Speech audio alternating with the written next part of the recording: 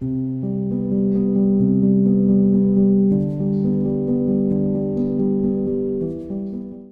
los martes en nuestras reuniones hogareñas nosotros estudiamos el Evangelio, estudiamos la palabra del Señor con una centralidad en la obra de Cristo y en la obra de la cruz. Cada martes nos reunimos a comer a Cristo, a capacitarnos y a ser edificados en Cristo Jesús. Hoy día, hermanos, seguimos como les decía yo, en la serie Siendo formados por Cristo. Nos corresponde la lección número 9 y el título es Se trata de la cruz y de Cristo. Se trata de la cruz y de Cristo. Vamos a estar diciendo varias cosas antes de adentrarnos en la temática propiamente tal. Vamos a repasar algunas cosas, hermanos, que son importantes. Y saben, es muy importante que nosotros entendamos que en cuanto a la enseñanza, no siempre estemos esperando algo nuevo. Debemos cada cierto tiempo nosotros repasar algunas verdades centrales del Evangelio, y sobre todo la obra de Cristo en la cruz. Eso nosotros no podemos en ningún momento olvidarnos de lo importante que es, de lo determinante que es que podamos tener comprensión bíblica de un tema tan central como la muerte vicaria de Cristo en la cruz del Calvario. Eh, Recordarles que hemos dicho hasta aquí que todos los que estamos en Cristo Jesús estamos completos. Así lo decía Colosenses capítulo 2 versículo 10. ¿Se acuerdan? Que en Cristo estamos completos, quien ha sido hecho cabeza de todo principado y de toda potestad. Pero en Cristo estamos completos. Y, hermanos, estamos completos en Cristo, pero estamos completos en el Espíritu. Y esto significa que en el Espíritu somos completamente maduros.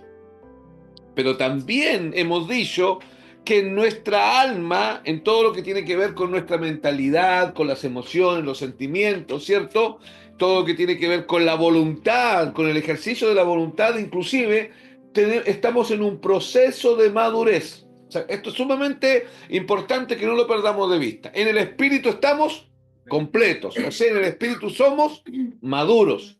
Pero en el alma, emociones, sentimientos, intelecto, todo eso, estamos en un proceso de madurez, en un proceso de crecimiento, en un proceso de transformación a la imagen de Cristo. Ahora, esta es la razón, por como estamos en un proceso de transformación, hermanos, esta es la razón por qué hay tantas cosas que nosotros no entendemos. ¿Y saben por qué? Porque nuestra madurez, la madurez que tenemos ahora, no da para eso. ¿Se entiende?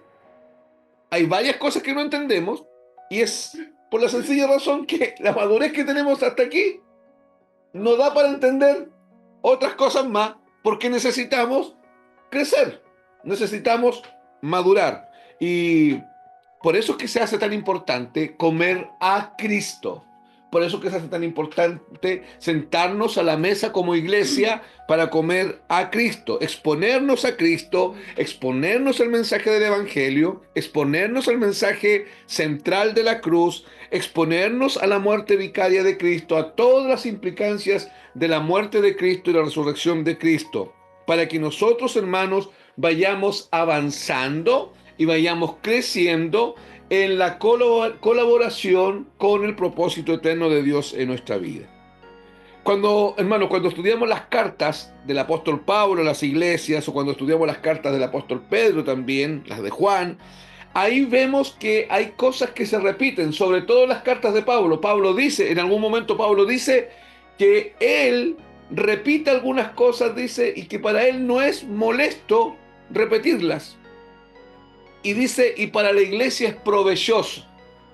Pablo lo dice en un momento, así tal cual, que para él no es molesto repetir algunas cosas y que para la iglesia esto viene a ser provechoso. ¿Por qué, hermanos?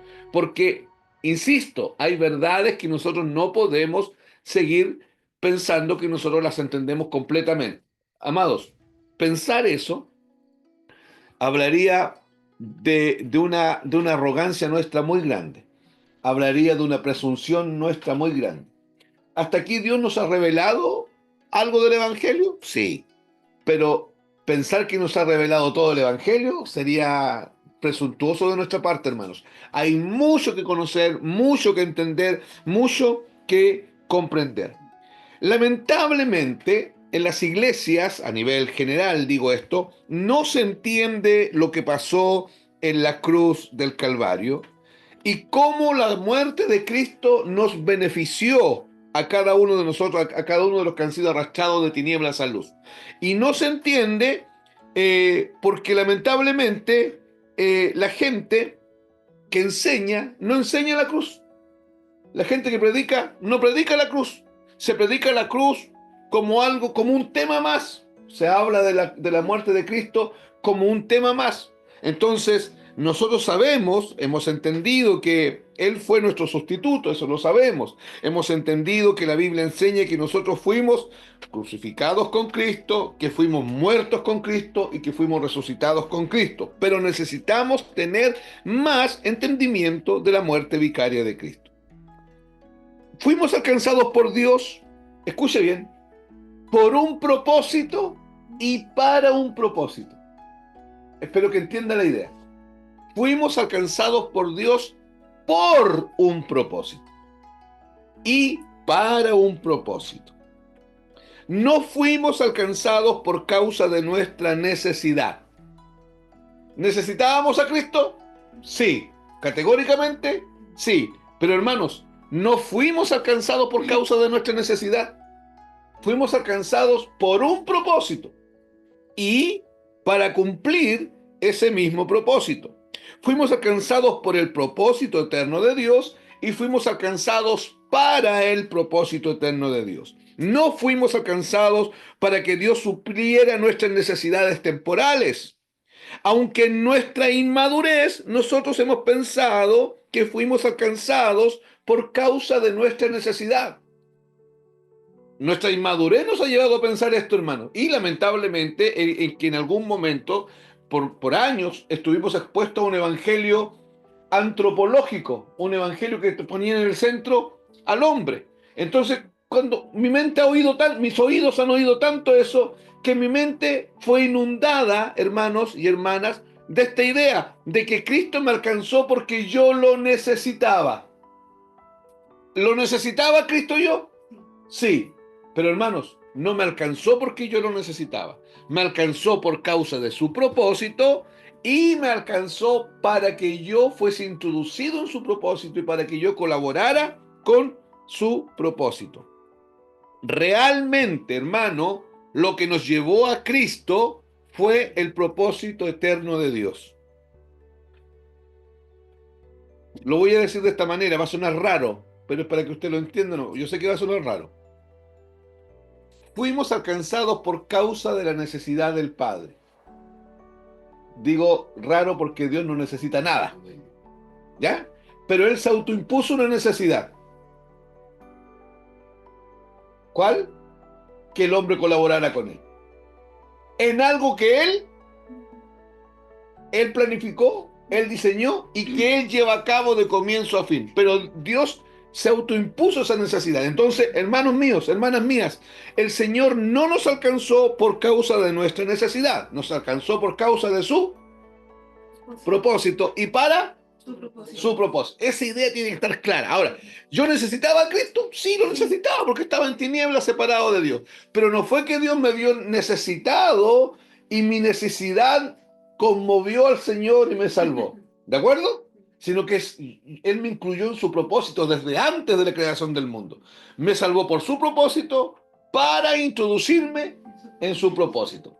Ahora, lo mismo pasa con nuestras necesidades temporales. ¿Dios las ve? Sí. ¿Dios las ignora? No. Pero no son su prioridad. Su prioridad es el propósito eterno de Dios. Esto no significa que nos va a desamparar. No nos va a desamparar. Se va a encargar de todas nuestras cosas. Pero no son su prioridad. Porque la prioridad siempre tiene que ver con Él y con su gloria. Por eso es que el título de hoy día de la temática es Se trata de Cristo y de la cruz. ¿Se acuerdan? O se trata de la cruz y de Cristo en realidad. La naturaleza del ser humano sin Cristo, escuche esto, nos lleva a vivir una vida de victimización. quiero que me preste alta atención aquí. La vida sin Cristo. Esa vida que teníamos antes, donde estábamos desconectados de Cristo, sin Cristo, no conocíamos el reino de la luz, no teníamos luz en nuestra vida, sino que estábamos rodeados de tinieblas. La vida sin Cristo, o la naturaleza del ser humano sin Cristo, lo lleva a la victimización.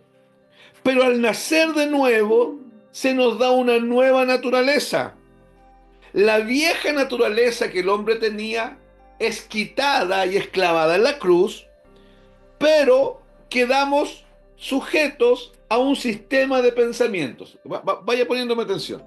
¿Por qué yo digo, o por qué estamos hablando de que el hombre sin Cristo tiende a la victimización? Porque el hombre sin Cristo, su naturaleza, hermano, hermana, le hace sentir que él es el centro del asunto. ¿Me está oyendo? El hombre sin Cristo tiende a victimizarse. ¿Por qué?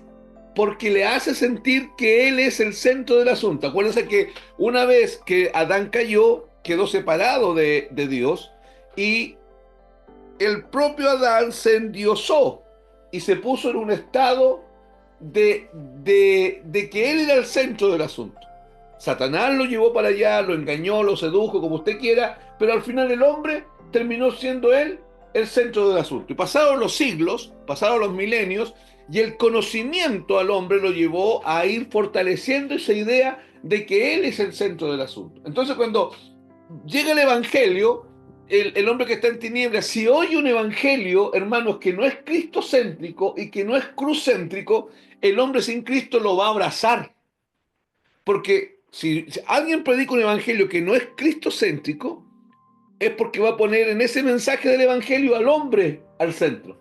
Y el hombre que está sin Cristo, ya él es el centro del asunto, y cuando escucha ese mensaje, él lo va a abrazar, lo va a querer. Es por eso, hermano, es que el evangelio de Cristo, el evangelio de la cruz, tiene tanta oposición y tanto rechazo. Porque el evangelio de Cristo lo que hace es sacarme a mí del centro y poner a Cristo en el centro. ¿De acuerdo? Ya. Pero yo les dije que el hombre sin Cristo tendía a la victimización. ¿Por qué? Porque su mente caída, sus emociones caídas, sus sentimientos caídos, lo dejan en el centro, y él en sí mismo, perdón la redundancia de palabras, él en sí mismo se ensimisma. Él, escúchenme bien, él en sí mismo se ensimisma. Él se pone en el centro, y estando en el centro, se hunde más en el centro. Entonces, él se va a sentir siempre el que tiene los mayores problemas. Él se va a sentir que es el que sufre más. Él se va a sentir que el que llora más. Él se va a sentir que es el que necesita más. Él se va a sentir el que es más ignorado. Él se va a sentir el que es más menospreciado. ¿Listo? ¿Por qué? Porque su mentalidad caída lo lleva a la autocondenación, hermanos, porque el hombre sin Cristo está condenado.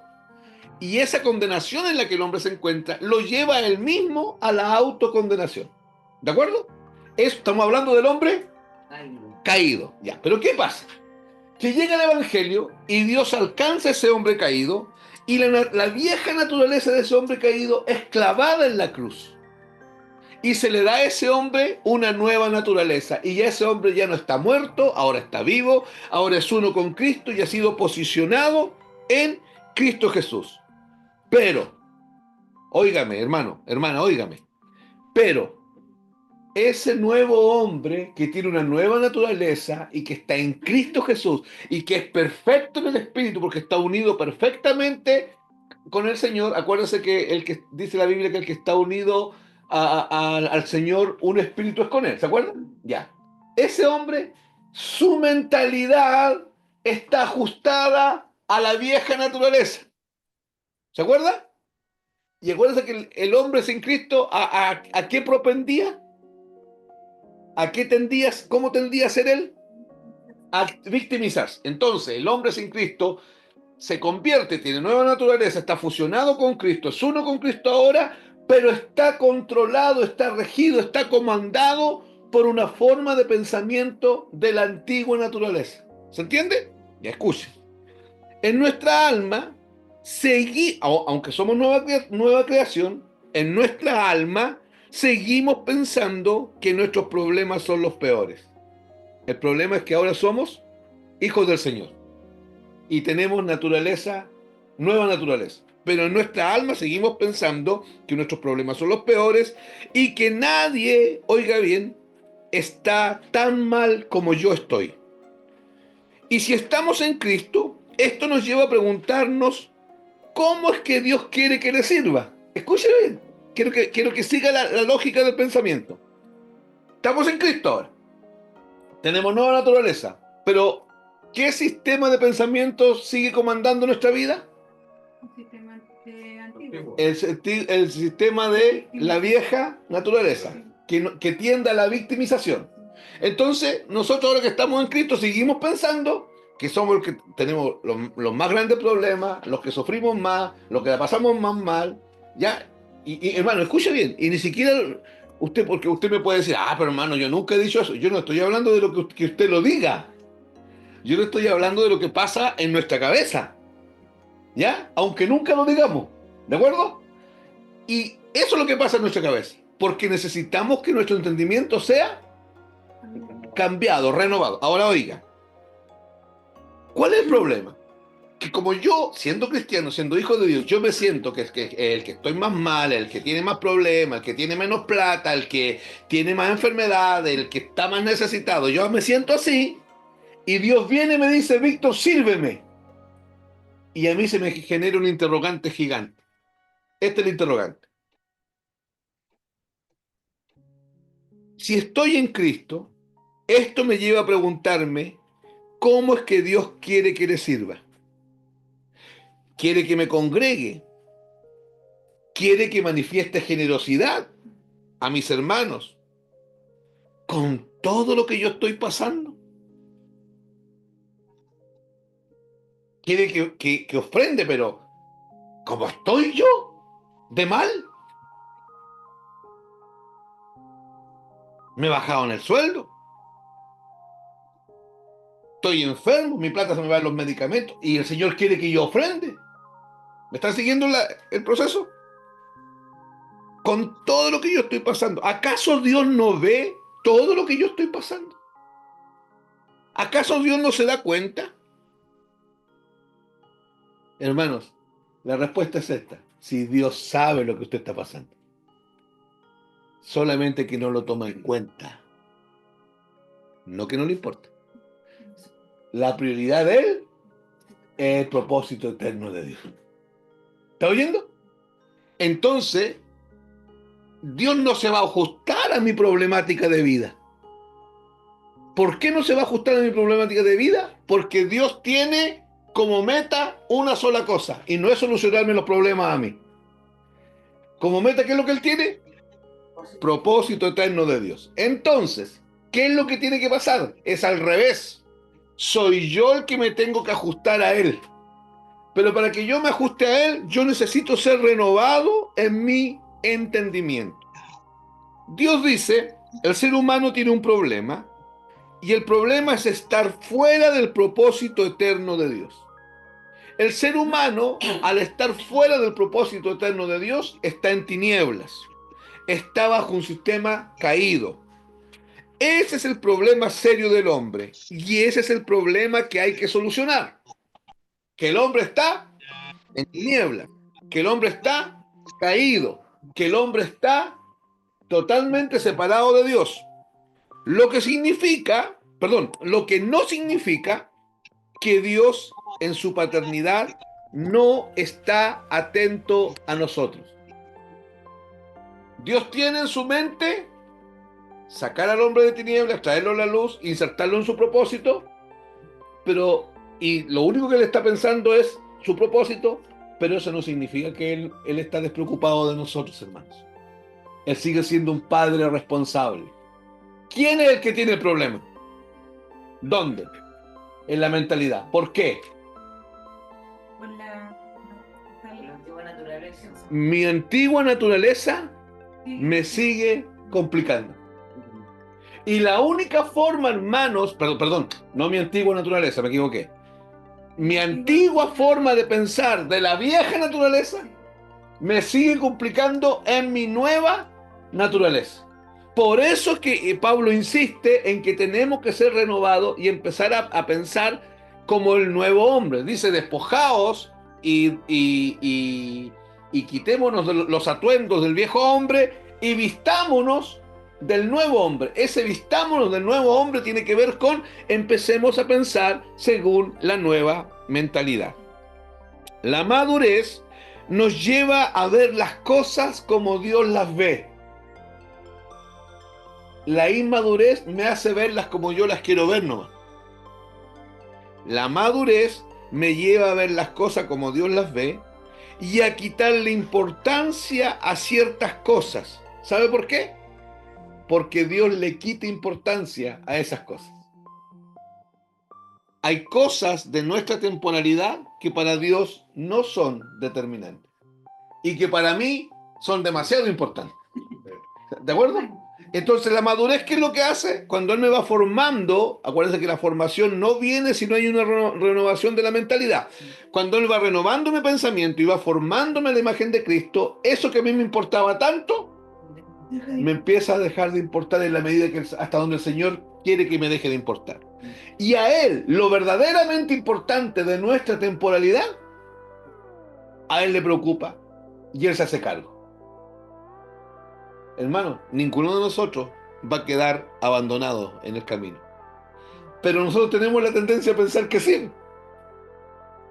Y tenemos la tendencia a pensar que sí porque la mentalidad antigua es la que sigue procesando nuestra cabeza. Y es ahí donde nosotros tenemos que ser cambiados. La iglesia se ha vuelto un especialista en ignorar lo que sucedió en la cruz. Están preocupados de otras cosas, estudian otros temas, pero ignoran la cruz, ignoran la muerte vicaria de Cristo, ignoran la reconciliación que se produjo en la cruz, ignoran la resurrección de Cristo. Y cuando hablamos de la cruz, hermanos míos, no solo estamos hablando del sufrimiento de Cristo ahí en la cruz, estamos hablando de lo que pasó antes de la cruz, durante la cruz, después de la cruz, la muerte, la sepultura y la resurrección de Cristo. Eso es la cruz. Hermanos, cuando hablamos de la cruz, de eso hablamos. De lo que pasó antes de la cruz, durante la cruz y después de la cruz. Debemos entender que lo que pasó con Cristo mientras estuvo muerto afectó nuestra vida. ¿Qué pasa también con el Cristo resucitado? Necesitamos revelación de eso para entender cómo eso afecta nuestra vida, incluyendo lo que ocurrió en Getsemaní. En este tiempo se cumplieron muchas profecías, desde Getsemaní hasta la resurrección se cumplieron muchas profecías que nos hacen ver que las escrituras son infalibles, o sea que las escrituras no se equivocan porque hablan de la persona de Cristo. La cruz demuestra la fidelidad de las escrituras y demuestra la fidelidad de Dios a su carácter. Demuestra la fidelidad de Dios a su palabra. Acuérdense que Dios es fiel no a nosotros, es fiel a su carácter, a su persona, a su naturaleza, a su palabra. En Génesis 3 se lee la profecía que el propio Dios desata cuando le dice a la serpiente: y pondré enemistad entre la simiente de la mujer y entre tu simiente. ¿Se acuerdan? Ella te pisará en la cabeza y tú le herirás en el calcañar. Ahí habla la Biblia de la simiente en singular, no en plural. La palabra simiente entiéndala usted como semilla, pero habla en singular, no en plural. No dice de las simientes, refiriéndose claramente a una simiente, a la simiente de Cristo. Dios le dice a la mujer: de tu simiente, o sea, de tu semilla, no de tus semillas, no de tu descendencia, sino que de tu simiente vendrá quien le pise la cabeza a Satanás. Por eso, hermanos, es que nosotros no podemos dejar el Antiguo Testamento de lado, pero sí tenemos que mirar el Antiguo Testamento desde la cruz. ¿Por qué necesitamos siempre estar estudiando la obra de la cruz? Para que nos acostumbremos a leer la Biblia desde la obra de la cruz. Para no mezclar cuestiones del antiguo pacto con el nuevo pacto, para no entender cosas que dijo cierto rey, cierto profeta en su momento que no tienen nada que ver con nosotros la iglesia. Y que hoy día muchos lo están haciendo parte como si fuese una verdad para la iglesia. Hermano, la verdad de la iglesia está basada en lo que Cristo hizo en la cruz del Calvario. La verdad de la iglesia, el pacto eterno en el que nosotros vivimos, está firmado sobre el derramamiento de la sangre de Cristo en la cruz. Ahora, escuche bien, la Biblia enseña que el pacto, que el nuevo pacto iba a estar, el nuevo pacto es el mismo pacto eterno, que el nuevo pacto iba a estar afirmado sobre mejores promesas que el antiguo pacto. Si el nuevo pacto está sobre mejores promesas, yo no tengo que andar rescatando cuestiones del antiguo pacto y traerlo a mi vida si la iglesia está establecida sobre el nuevo pacto. Pero para yo diferenciar bien el asunto, yo necesito siempre, desde Génesis hasta Apocalipsis, leer la Biblia a través de la obra de la cruz. Por eso es que una y otra vez vamos a la obra de la cruz, una y otra vez estudiamos la cruz, una y otra vez estudiamos las doctrinas de la cruz. Hermanos, no es porque no tengamos más temas. Podríamos estar hablando de otras cosas, pero vamos a perder el tiempo y la vida es corta. La vida es corta y necesitamos ser renovados en nuestro entendimiento. Y lo único que renueva nuestro entendimiento, lo único que nutre al cristiano es Cristo. Por eso necesitamos comer a Cristo permanentemente. Oiga esto, todo el antiguo pacto, ¿ya? No el Antiguo Testamento. El antiguo pacto es la ley. El Antiguo Testamento es la escritura desde Génesis a Malaquías, donde está incluido ahí el Antiguo Pacto. Pero el Antiguo Pacto no termina en Malaquías, ¿se acuerdan? Porque el Antiguo Pacto era la ley, ¿se acuerdan? Y la Biblia dice que Jesús, nacido de mujer y nacido bajo la ley, o sea, bajo el Antiguo Pacto. Pero eso no lo dice en el Antiguo Testamento, lo dice en el Nuevo Testamento. Es lo que quiero que entiendan, que cuando hablamos de Antiguo Testamento, no estamos hablando de Antiguo Pacto. Son cosas diferentes. El Antiguo Pacto es la ley, el Nuevo Pacto es la gracia, ¿de acuerdo? El Antiguo Testamento es de Génesis a Malaquías, donde hay palabra de Dios, y el Nuevo Testamento es de Mateo a Apocalipsis, donde hay palabra de Dios. Pero el Antiguo Pacto se trasladó hasta el Nuevo Testamento. Jesús nació no en el Nuevo Pacto, nació en el Antiguo Pacto. De hecho, cuando Jesús murió, el Antiguo Pacto siguió, ¿ya? Y se acabó el Antiguo Pacto en el año 70 después de Cristo. Pero para nosotros, porque así lo enseña la Escritura, la cruz es la línea divisoria entre Antiguo Pacto y Nuevo Pacto. La cruz. Pero ya saben ustedes que después de la cruz pasaron algunos años más y el Antiguo Pacto se acabó en el año 70, porque ahí se cesaron los sacrificios, y ahí no estaba el templo, se acabó la casta sacerdotal, se acabó la línea sacerdotal de Aarón, se acabó todo eso. O sea, se acabó el Antiguo Pacto. Ya, vamos bien, escuchen. Todo el antiguo pacto, es una sombra y figura de lo que había de suceder. Quiere decir que lo que está profetizado ya no hay nada que tenga que suceder, porque todo sucedió en Cristo. Corintios nos dice que todas las promesas son en el sí y en el amén. Apocalipsis nos enseña que el amén es Jesucristo. La Biblia dice, y Jesucristo, el testigo fiel, el amén de Dios. Jesucristo es el amén. Y acá dice en Corintios que todo sucedió en Cristo y que todas las promesas son en el sí y en el amén. ¿Quién es el amén? Cristo. Entonces, ¿en quién están todas las promesas? Entonces, hermanos, si usted tiene a Cristo dentro y si todas las promesas están en Cristo, ¿qué tiene usted adentro de usted? Todas las promesas. Exacto. O sea, nosotros no estamos confiando en las promesas que vienen. Están dentro de nosotros. ¿Quién las puso? Cristo. ¿Qué es lo que necesitamos? Desarrollar la mentalidad del reino, que nuestra mentalidad sea renovada para que seamos formados en la imagen de Cristo y para que eso que está en nosotros se manifieste. Porque está.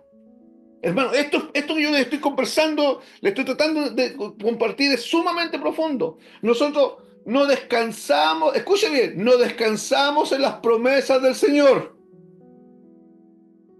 Nosotros descansamos en la gracia y en Cristo. Cristo está en nosotros y el texto dice que en Cristo, en el amén de Dios, se nos dieron todas las promesas. O sea, las promesas están dentro de nosotros. Esto nos tiene que llevar a cambiar la forma de oración.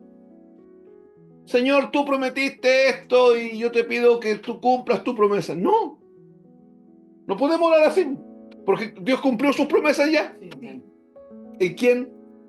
En Cristo. Entonces mi oración tiene que ser otra. Si yo estoy pensando en algo que es una promesa del Señor, yo tengo que entender que esa promesa ya está dentro de mí y no tengo que pedir que el Señor la traiga, tengo que pedir que el Señor la manifieste. Y eso va a ocurrir, tampoco es mágico, ¿ya? Eso va a ocurrir en la medida que mi mentalidad vaya madurando, vaya cambiando y vaya trayendo a mi vida madurez. No estamos esperando que Dios cumpla promesas, sino que debemos aprender a disfrutar de lo que fue cumplido en Cristo. ¿Pero sabe por qué nos cuesta disfrutar lo que fue cumplido en Cristo? Ayúdenme. ¿Qué pasa con nuestra mentalidad? ¿Hacia dónde tiende? Hacia la victimización. Hacia la victimización, hacia el dolor, hacia la autocondenación. Y como lo pasamos en eso, no disfrutamos de lo que tenemos, no de lo que va a venir, de lo que tenemos. Por eso es que la vida, cuando Cristo dice que el que creyese en Él iba a tener vida abundante, vida eterna, pero iba a ser escasa o abundante. Abundante. Y hay periodos de nuestra vida y tiene que ver con nuestra mentalidad, porque hermano, la pregunta no es si hemos sufrido o no. Hemos sufrido. Cada cual en su carril donde va corriendo esta carrera ha sufrido. Tampoco la pregunta es si es que Dios ha dado cuenta o no. Dios ha dado cuenta de todo, de cada lágrima que usted ha derramado. Está consciente de eso. El problema está en mí. Mi mentalidad no me permite disfrutar de lo que Cristo ganó en la cruz para mí y me lleva a mirar todo de una forma demasiado compleja. Necesito ser renovado en mi entendimiento. Cuando miramos al tabernáculo, cuando miramos las instrucciones que Dios le dio a Moisés, cuando vemos el templo, ahí vemos a Cristo. El tabernáculo que está allá en Éxodo es figura de Cristo. Las instrucciones que recibió Moisés en el Sinaí son figuras del diseño de Cristo.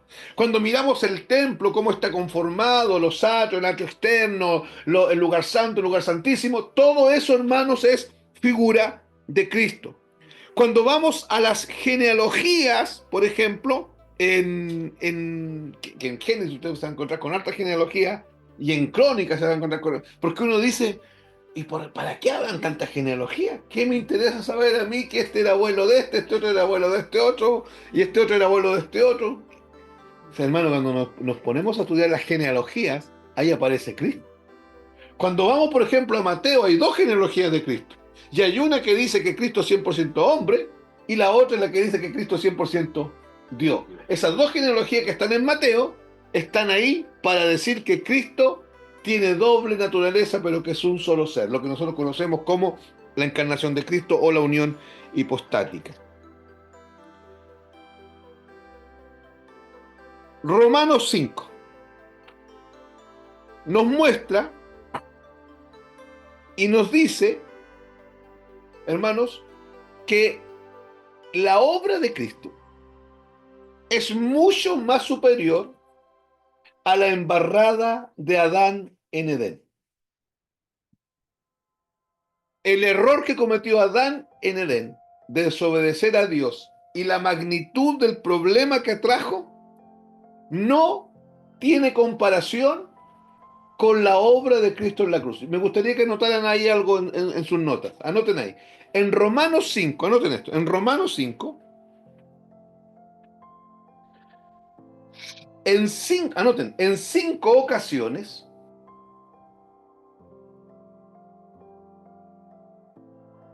se muestra que lo que ocurrió en la cruz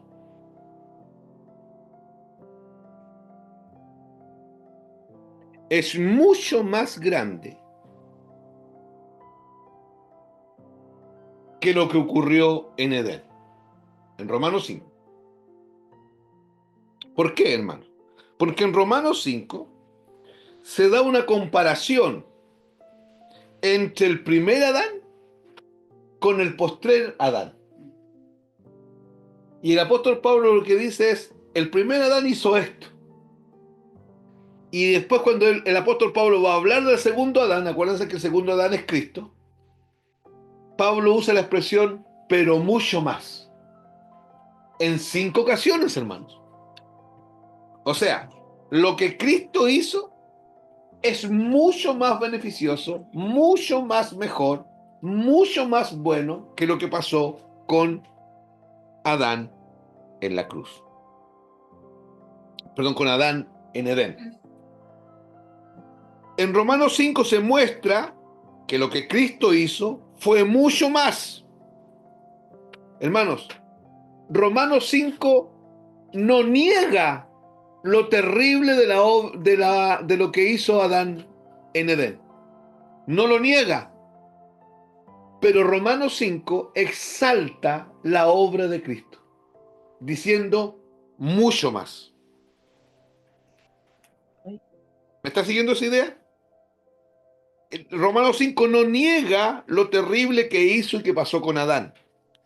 Pero lo que Cristo hizo en la cruz fue mucho más, mucho más, mucho más, mucho más y mucho más.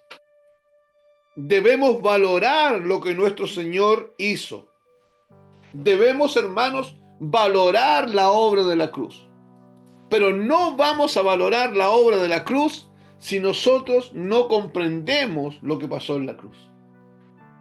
Si nosotros seguimos mirando, hermanos, llevamos tantos años expuestos al Evangelio de la cruz que hoy día podríamos pensar que ¿para qué seguir oyendo más cruz? Podríamos cometer ese tremendo error. Y hermanos, no podemos dejar de hablar de la cruz porque todavía no entendemos ni el 10% de todo lo que hay que entender. Porque en la medida que entendamos la obra de la cruz, recién ahí nuestra mentalidad va a ir cambiando y vamos a ir siendo transformados a la imagen de Cristo. En la medida que entendamos la obra de la cruz, vamos a valorar la obra de la cruz y vamos a comprender los beneficios de la obra de la cruz. Por ejemplo, un tremendo beneficio. Escuchen, los cristianos viven asustados del juicio porque no entienden la obra de la cruz. Porque no entienden que en la cruz se hizo el juicio. Se hizo juicio. Y nosotros, al que Cristo haya muerto en nuestro lugar, significa que el juicio que había sobre nosotros se hizo en Cristo Jesús. Por lo tanto, usted y yo no vamos a juicio. Eso nos tiene que llevar a vivir una vida de descanso, no asustados. Nosotros no podemos estar cruzando los dedos a ver si ojalá el Señor allá, cuando aparte los cabritos de la oveja, no aparte para el lado de la oveja. Nosotros no podemos estar dudando de nuestra salvación, pese, escuche hermano, a nuestras limitaciones. Yo no puedo estar titubeando en la obra de Cristo en la cruz, cómo afectó mi salvación, cómo me hizo 100% salvo, pese a toda la estupidez que hay en mi vida, en mi alma. Cuando yo comprendo la obra de la cruz, yo empiezo a vivir en un descanso. Acuérdense que la Biblia dice que el que ha entrado en su reposo, el reposo en la gracia, ha descansado de todas sus obras, porque ahora vivimos realmente en un descanso. Comprender la obra de la cruz nos tiene que traer descanso. Escuche, nosotros no hablamos del pacto eterno porque pensamos que es una moda hablar del pacto eterno. Debemos llevar a los discípulos de Cristo a vivir en la realidad del pacto eterno. Los que enseñamos, los que predicamos, tenemos la responsabilidad de llevar a los discípulos de Cristo, a la iglesia del Señor, a los que rescató, a vivir en esta realidad. explicarles la realidad. Hermano, ¿por qué estas reuniones tienen este carácter de instrucción, de capacitación? Porque usted tiene que entender bien qué es lo que Cristo hizo en la cruz para que Satanás no tome ventaja, no lo engañe, no lo seduzca, para que no ande siempre acusado, no ande siempre condenado, no ande siempre pateando las piedras, porque la victoria que ganó Cristo en la cruz fue una victoria rotunda, poderosa. A veces pasa algo en nuestra vida y Satanás no va a demorar en venir a acusarte. No va a perder tiempo y va a usar sus secuaces que tiene para eso. Y si usted no está clara, no está claro en la realidad del pacto eterno, en la realidad de la verdad presente, en la realidad de la obra de Cristo, de la obra consumada de Cristo en la cruz del Calvario, vamos a vernos amedrentados, vamos a vernos engañados y Satanás va a jugar con nuestras emociones, va a jugar con nuestros pensamientos, va a jugar con nuestros sentimientos y va a querer inferirnos dolor. Satanás no puede hacerlo, pero porque por tanto desconocimiento nuestro revelado de la obra de la cruz es que esto pasa. Nosotros no somos predicadores del nuevo pacto, no enseñamos el nuevo pacto. Nosotros predicamos a Cristo, comemos a Cristo, damos de comer Cristo, y esto implica entender bien los pactos. Esto implica entender bien qué es lo que Cristo ganó en la cruz. Esto implica entender bien por qué Cristo en la cruz dijo, consumado es. ¿Qué significa para nosotros? ¿Por qué para Cristo lo más importante? Cristo pudo haber dicho otra cosa al final, pero él esperó el final para decir, tetelestai, consumado es. ¿Qué implicancias tienen estas cosas en nosotros? Por eso, hermanos, es tan importante el espíritu de sabiduría y de revelación en el conocimiento de Cristo, para abrir los ojos de nuestro entendimiento y así poder ver lo que hay que ver. Y no estar leyendo y no ver lo que Dios quiere que veamos. ¿Se acuerdan lo que dice Efesios 1, 16, 17 y 18? Dice Pablo, cuando yo oro por ustedes, les dice a los hermanos de Éfeso, y cuando hago memoria de ustedes en mis oraciones, yo le pido al Señor que Él les dé espíritu de sabiduría y revelación en el conocimiento de Cristo, para que podamos comprender las verdades de la luz, para que podamos comprender. Romanos 12 dice que nuestra mentalidad tiene que ser renovada, nuestra mente tiene que ser renovada no tenemos que conformarnos a este siglo, sino que tenemos que ser transformados por medio de la renovación del entendimiento. Y mire cómo dice al final, para que comprobéis, o sea, Dios quiere que usted y yo comprobemos, experimentemos, vivamos los beneficios de la obra de Cristo en la cruz. El ir a la cruz tiene que ver con entender en términos de revelación, en términos espirituales, lo que fue hecho allí en la cruz. El ir a la cruz tiene que ver con entender nuestra realidad en Cristo. Hermanos, ir a la cruz tiene que ver con que usted y yo entendamos cuál es nuestra posición en Cristo hoy día. Ir a la cruz tiene que ver con que nuestros ojos espirituales sean abiertos, los velos sean quitados, las fortalezas caigan y empecemos a pensar como Cristo piensa. Eso tiene que ver con ir a la cruz. No por mis obras, sino por su gracia maravillosa. Somos lo que somos porque por su gracia Él decidió colocarnos en Cristo. Hermano, estamos en Cristo no porque lo merecemos, eso lo sabemos, ¿cierto? Pero estamos en Cristo por decisión de Él. Y eso es maravilloso. Él decidió. Y Él decidió eso no con algo que tiene que ver con nosotros. Él decidió eso con algo que tiene que ver con Él. No es que Él dijo, mira, este grupito, interesante este grupo para salvarlo. Con este grupo me va a ir el descueve en Sudamérica. No, porque miró mi vida y no encontró nada. Pero Él decidió colocarme en Cristo, colocarme en su propósito. Él, hermano, fue una decisión de Él. No tengo ningún mérito yo en este asunto. No hay mérito en nosotros. Fuimos escogidos por Él para ser parte de esto y nuestra respuesta a esto es darle la gloria a Él. ¿Cómo respondemos nosotros a la decisión que Él tomó? ¿Cuál fue la decisión que Él tomó? Sacarme de las tinieblas, ponerme en Cristo, incorporarme en su propósito, ¿cierto? Y hacerme colaborar con su propósito. ¿Cuál tiene que ser mi respuesta? Darle la gloria a Él por eso que Él hizo y sigue haciendo en mi vida. Porque no hay nada que yo pueda hacer para mejorar la obra de Cristo, y escuche, y no hay nada que yo pueda hacer para echarla a perder la obra de Cristo. La obra de Cristo es perfecta. La obra de Cristo es perfecta y es absoluta. Entender, vamos a leer un texto bíblico ahora, entender mi realidad en Cristo me lleva a glorificarle a Él. Por eso debemos entender las cosas que ocurrieron ahí en la cruz. Por lo menos, hermanos, necesitamos entender todas esas cosas que el Señor quiere revelarnos. Pero si yo me ausento de la reunión hogareña, si yo no miro la reunión de enseñanza, si yo no estoy en la instancia que estamos comiendo a Cristo, si yo me desconcentro con facilidad en el momento que hay que comer de Cristo, que hay que comer a Cristo, perdón. Si yo, hermano, si yo no priorizo en el momento que Dios pone la mesa para que yo coma a Cristo, el único que va a ir perdiendo aquello que Dios quiere revelar soy yo. Porque usted tiene que estar claro en algo. Dios sí quiere revelarse. Dios sí quiere quitar velos, Dios sí quiere que entendamos mejor el asunto.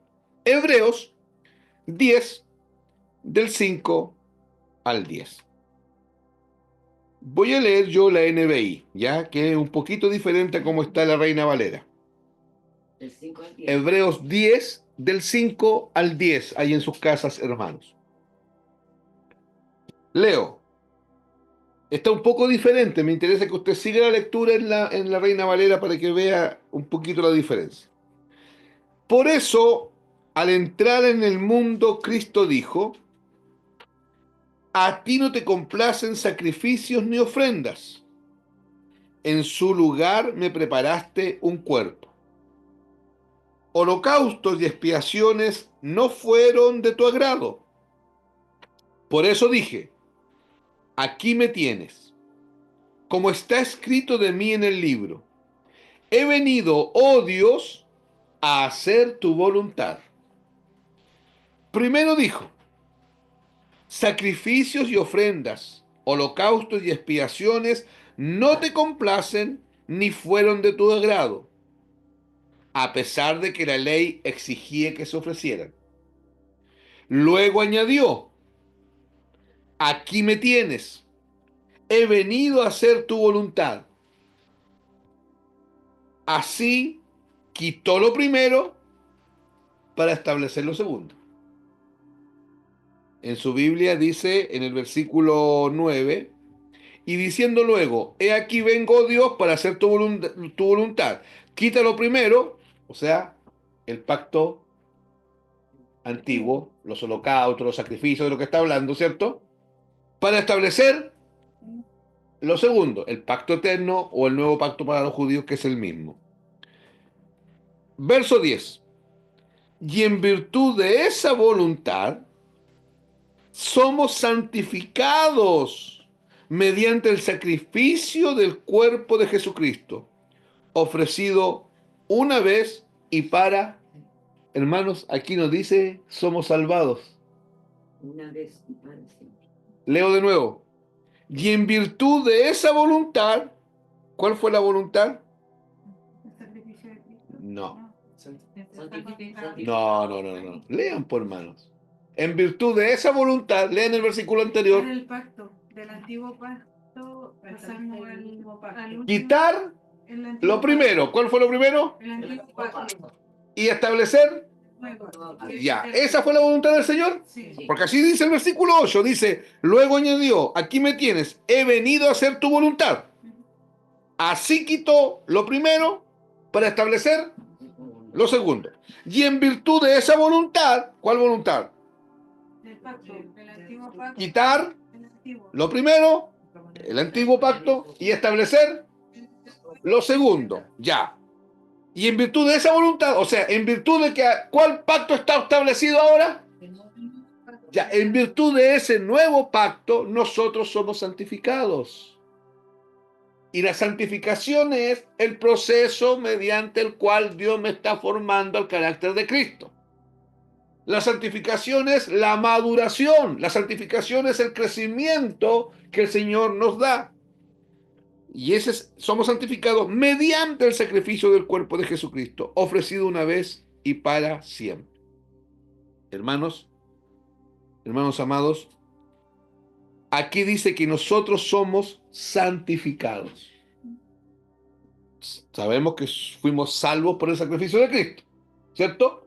Pero aquí Hebreos dice que somos, está haciendo hincando el diente, está golpeando la tecla de la santificación. No está diciendo que no somos salvos por la sangre de Cristo, eso ya está claro entre nosotros. Es la muerte de Cristo, es el derramamiento de la sangre de Cristo en la cruz que nos salvó, ¿cierto? Nosotros fuimos salvos de nuestra vana manera de vivir, no por cosas corruptibles como oro o plata, dice el texto, sino que con la sangre preciosa de Jesucristo. Fuimos salvos de eso. Pero aquí Hebreo nos dice que en virtud de esa voluntad somos santificados mediante el sacrificio del cuerpo de Jesucristo. Hay varias cosas, hermanos, que ocurrieron en la cruz que nosotros debemos entender. Por ejemplo, que en Cristo hemos sido hechos completamente justos. No casi justos. En Cristo hemos sido hechos completamente justos. ¿Por qué? Porque nos justificaron. Hay alguno podría decir, pero no, la justificación no está amarrada a la muerte, la justificación está ligada a la resurrección. ¿Me están siguiendo? Alguien podría decir, no, pero ¿por qué dicen eso si la justificación no está ligada a la muerte? La justificación está ligada a la resurrección. Y alguien lo podría decir, ¿por qué? Porque Romanos 4:25 dice que Cristo fue entregado por nuestras transgresiones, eso se llama redención, y fue resucitado para nuestra justificación. Pero yo les dije que cuando hablamos de la obra de la cruz, hablamos de lo que ocurrió,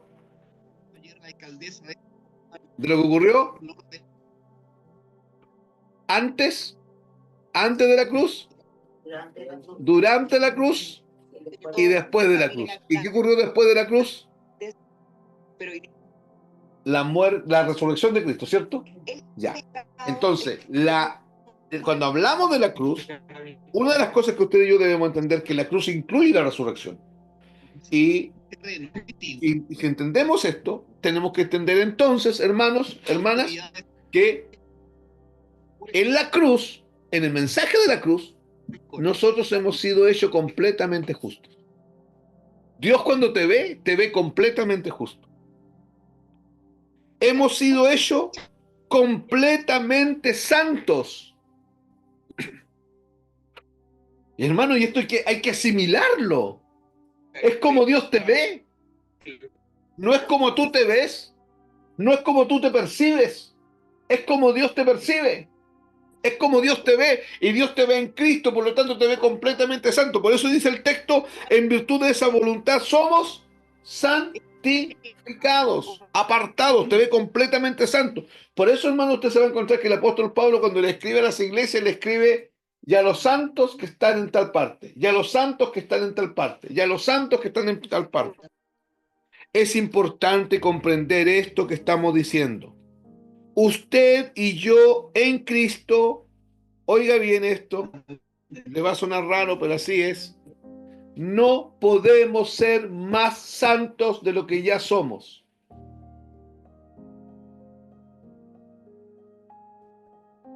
Porque usted está en Cristo.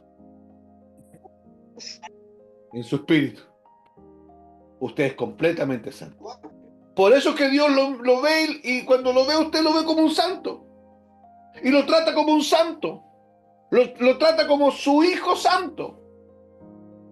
Y en nuestra alma es donde necesitamos desarrollar una maduración. Pero que mi alma esté en un proceso eso no borra la obra perfecta de Cristo en mi espíritu. Por eso Él me trata como un hijo amado. Por eso usted es un hijo amado. No es que Dios dice, mira, como estás tan mal en el alma, vamos a dejarla, te voy a dejar ahí mientras tanto. A ver si avanzáis algo o no, pues Víctor.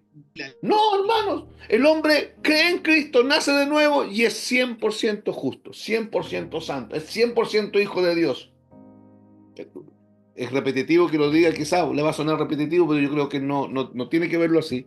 Pero el mejor ejemplo es el ladrón en la cruz. El ladrón en la cruz no cumplió con ninguna cuestión de que hay que cumplir aquí. Pero el Señor lo miró en Cristo. Y así te ve a ti. Hermano, no puedes ser más santo de lo que ya usted es. El problema que vemos, el comportamiento de la gente, vemos inclusive nuestro propio comportamiento. Y surgen las dudas. Pero las dudas surgen por falta de la renovación de la mentalidad. Por supuesto que la nueva naturaleza que nos habita, que es Cristo en nosotros, va a acabar afectando nuestro caminar y va a acabar afectando nuestro comportamiento. Tiene que ser así, escuche bien. Pero el comportamiento, óigame bien por favor, no implica mi nivel de santidad. ¿Me oyó eso? Hermanos, ¿me oyeron eso, no? Yo creo que no me lo oyeron. ¿Qué dije? A ver. Mi comportamiento no implica el nivel de santidad. ¿Y lo entendieron? Sí.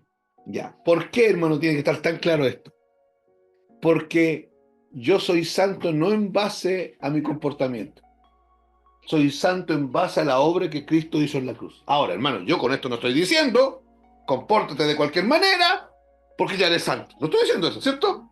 Lo que yo estoy diciendo es que, en la medida que yo reciba revelación de lo que ganó Cristo en la cruz, de esa santidad completa y perfecta que Él me dio, escuche bien, es esa nueva naturaleza que nos habita, que es Cristo en nosotros, porque esa es la nueva naturaleza, ¿cierto? Cristo en nosotros.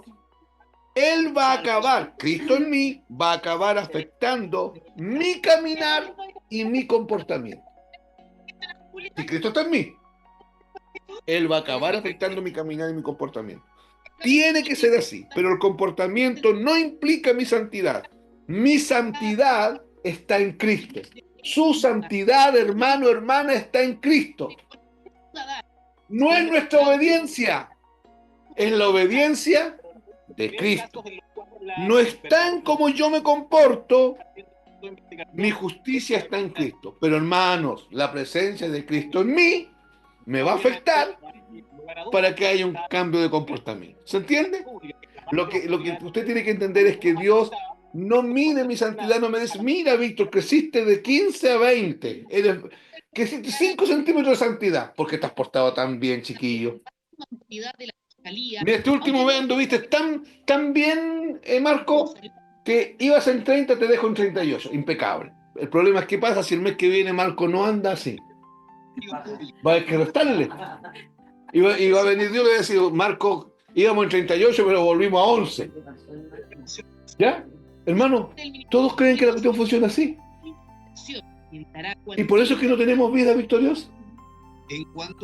Como nos gobierna esta forma de pensar de la naturaleza antigua, nos acusamos, nos mortificamos, nos cansamos, tratando, siempre tratando. Cuando en realidad es gracia. Nosotros sabemos que es gracia, ¿cierto?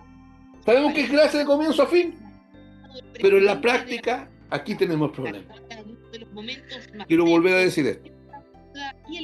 La nueva naturaleza que nos habita, que es Cristo en nosotros, Él en nosotros va a acabar afectando nuestro caminar y nuestro comportamiento. Tiene que ser así. Pero el comportamiento no implica la santidad.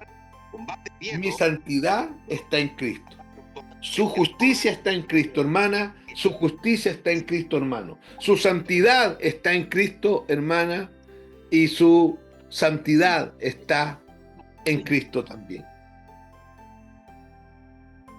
No tiene que ver con nuestro comportamiento. Ahora, la presencia de Cristo en mí va a afectar mi comportamiento. La presencia de Cristo en mí va a afectar mi caminar. La presencia de Cristo en mí va a afectar positivamente esto. Pero tiene que quedar claro, mi santidad está en Cristo, mi justicia está en Cristo, mi perfección está en Cristo, mi obediencia está en Cristo. No está en cómo yo me comporto. Mi justicia sí o sí está en Cristo.